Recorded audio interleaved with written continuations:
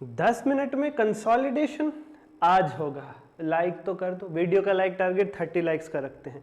अंत तक देखना, कंसोलिडेशन की बैलेंस शीट की पूरी ट्रिक मात्र 10 मिनट के अंदर पेपर में 100% काम आएगी।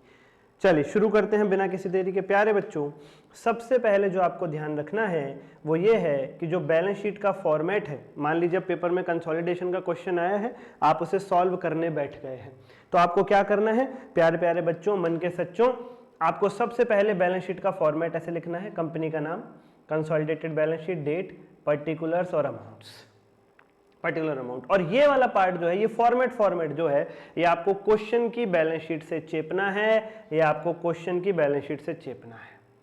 ठीक है सर। चेपते वक्त आपको कुछ बातों का ध्यान रखना है। पहली बात, रिजर्व एंड सरप्लस के नीचे माइनॉरिटी इंटरेस्ट तुम्हें अपनी तरफ से लिखना होगा। ठीक है सर। अगली बात, पीपीई के नीचे एक लाइन छोड़ोगे, हो सकता है इंटेंजिबल एसेट में गुडविल निकल करके आए। और अगली बात, नॉन करंट इन्वेस्टमेंट, यानी होल्डिंग ने सब्सिडरी में जो इन्वेस्टमेंट कर रखी है वो क्वेश्चन की बैलेंस शीट में दिखेगी आपको। होल्डिंग की बैलेंस शीट में नॉन करंट इन्वेस्टमेंट के नाम से तुम आंसर की बैलेंस शीट में मत लिखना। तो ये हो गया पहला स्टेप। आपको नाम लिखो, कंसोलिडेटेड बैलेंस शीट, डेट डालो, पर्टिकुलर अमाउंट और फॉर्मेट चेप डालो। क्वेश्चन की बैलेंस शीट से चेपते वक्त रिजर्व सरप्लस के नीचे माइनॉरिटी इंटरेस्ट, पीपी के नीचे एक लाइन छोड़ना है और non current investment, holding subsidy जो इन्वेस्टमेंट कर रखी है वो आंसर की बैलेंस शीट में नहीं लिखनी। इन बातों का ध्यान रखना, इन बातों का ध्यान रखना। और प्यारे प्यारे बच्चों, मन के सच्चों, अगर क्वेश्चंस भी करने कंसोलिडेशन के इस ट्रिक के माध्यम से 1 घंटे में बैलेंस शीट वाले सारे क्वेश्चंस, तो मुझे डीएम करना है 8851007100। मैं आपको पीडीएफ भी शेयर कर दूंगा ये वाली, और आपको जो है फ्री ऑफ कॉस्ट वो लेक्चर भी दे दूंगा। और बताइए, सबसे पहले शेयर कैपिटल के अमाउंट की ट्रिक है, होल्डिंग कंपनी। क्वेश्चन में होल्डिंग कंपनी की जो शेयर कैपिटल दे रखी है वो उठा करके यहाँ लिख दो, बात खत्म। ठीक है। रिजर्व सरप्लस बैलेंसिंग फिगर के तौर पे निकल करके आएगा जब पूरी बैलेंस शीट बन जाएगी। माइनॉरिटी इंटरेस्ट का फॉर्मूला, क्वेश्चन से सब्सिडरी की कैपिटल उठाओ, जो क्वेश्चन में सब्सिडरी की कैपिटल दे रखी है, एस का मतलब है सब्सिडरी, क्वेश्चन से सब्सिडरी के रिजर्व सरप्लस उठाओ। ठीक है सर। क्वेश्चन में सब्सिडरी के एसेट के रिवैल्यूएशन पे प्रॉफिट है, उसे प्लस कर दो, लॉस है तो माइनस कर दो, यानी सब्सिडरी की कैपिटल प्लस सब्सिडरी के reserve surplus plus revaluation profit minus revaluation loss. और प्यारे बच्चों, एक चीज और, रिवैल्यूएशन पर अगर एक्स्ट्रा डेप्रिसिएशन लग रहा है, रिवैल्यूएशन की वजह से किसी एसेट की वैल्यू बढ़ गई, अब डेप्रिसिएशन ज्यादा लगेगा, तो वो एक्स्ट्रा डेप्रिसिएशन प्लस कर देना। और अगर रिवैल्यूएशन पे किसी एसेट की वैल्यू गिर गई है, डेप्रिसिएशन अब कम लगेगा, तो वो लेसर डेप्रिसिएशन, ओहो उल्टा बोल दिया, एक्स्ट्रा डेप्रिसिएशन माइनस कर देना, लेसर डेप्रिसिएशन प्लस कर देना, बात खत्म। यानी माइनॉरिटी इंटरेस्ट की क्या ट्रिक है, सब्सिडरी की कैपिटल क्वेश्चन से उठाओ, कैलकुलेटर पे लिखो, प्लस सब्सिडरी के रिजर्व सरप्लस क्वेश्चन से उठाओ, कैलकुलेटर पे लिखो, plus revaluation profit minus revaluation loss minus extra depreciation due to revaluation plus lesser depreciation due to revaluation into minority के पास जितने प्रतिशत शेयर है, काम खत्म, पैसा आ जाओ। लॉन्ग टर्म बोरोइंग, होल्डिंग और सब्सिडरी की जोड़ दो, इस पे स्टडी मेटर में कोई और एडजस्टमेंट नहीं है। Short term borrowing, holding subsidiary की जोड़ दो, ट्रेड पेबल, होल्डिंग और सब्सिडरी के ट्रेड पेबल को जोड़ दो और माइनस कर दो इंट्रा ग्रुप बैलेंस, आपस का लेन देन, होल्डिंग और सब्सिडरी को एक दूसरे से जो लेना देना है वो माइनस कर दो।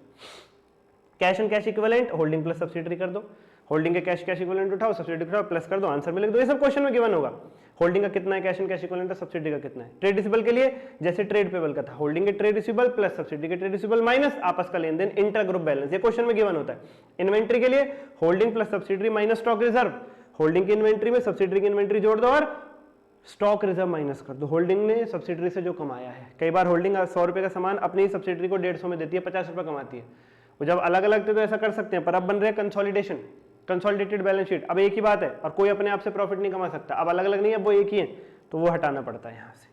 ठीक है सर। और ऊपर भी हटता है, वो ऊपर भी हटता है रिजर्व सरप्लस में, होल्डिंग के प्रॉफिट्स में से, लेकिन वो तो हम बैलेंस फिगर के तौर पे लिख देते हैं। ठीक है सर। अब नोट्स अकाउंट्स भी बनाने, रिजर्व सरप्लस का नोट्स अकाउंट्स कैसे बनता है, तो फिर भाई आपको वीडियो के डिस्क्रिप्शन में एक छोटा सा चार्ट रिवीजन बैच मिलेगा, जिसमें पूरे सिलेबस की revision, RTP, PYQ, MCQ, chapter wise test, सब कुछ स्क्रैच से 35 घंटे में, पहली बार लोगे तो भी सब कुछ समझ में आएगा, जितना जल्दी ले लोगे उतना फायदा रहेगा। वहां पे नोट्स अकाउंट्स के प्रॉपर समेत पूरा लिखवा करके सॉल्व करवाया हुआ है।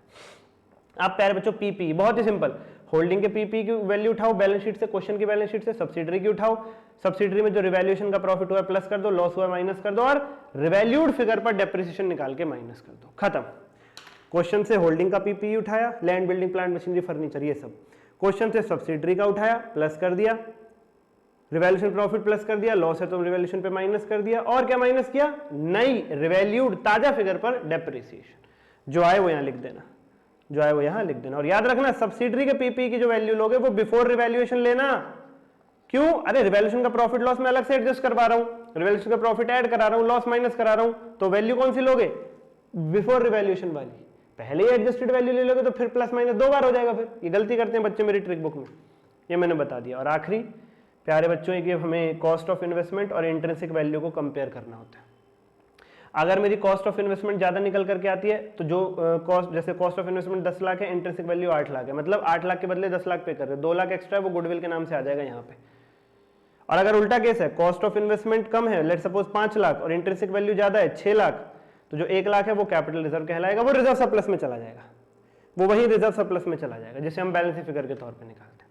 ठीक है sir, cost of investment question में गिवन होती है। इंट्रिंसिक वैल्यू का क्या फॉर्मूला है?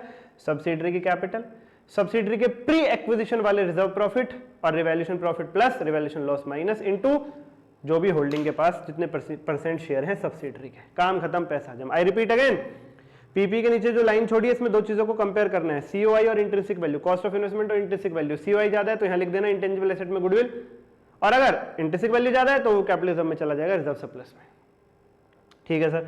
अब सीओआई क्वेश्चन में गिवन होती है, इंट्रिंसिक वैल्यू का फॉर्मूला सब्सिडरी कैपिटल क्वेश्चन से उठाओ plus pre acquisition reserve profit subsidiary के plus revaluation profit minus revaluation loss, जो भी आए मल्टीप्लाई कर दो होल्डिंग के पास सब्सिडरी के जितने परसेंट शेयर है, खेल खत्म, पैसा आ जाओ। Sir pre acquisition reserve profit का मतलब होल्डिंग द्वारा सब्सिडरी के शेयर खरीदे जाने वाले दिन सब्सिडरी के पास पहले से ही जो रिजर्व प्रॉफिट मौजूद थे वो। लाइक करो, सब्सक्राइब करो, डिस्क्रिप्शन में जाओ, बैच लो, कॉमेंट करो, अब की बार इंटर पार सब्सक्राइब करो, 21,000 पे पहुंचाओ, एमसीक्यू फ्री में पाओ। 3 फ्री सीरीज चल रही हैं, एक चैप्टर एक क्वेश्चन के अंदर, हर एक को चैप्टर की रिवीजन 10 मिनट में, और हर एक चैप्टर की टॉप एडजस्टमेंट। 3 फ्री सीरीज चल रही है। सब्सक्राइब करो, बेल आइकन दबाओ। आज के लिए इतना ही, धन्यवाद।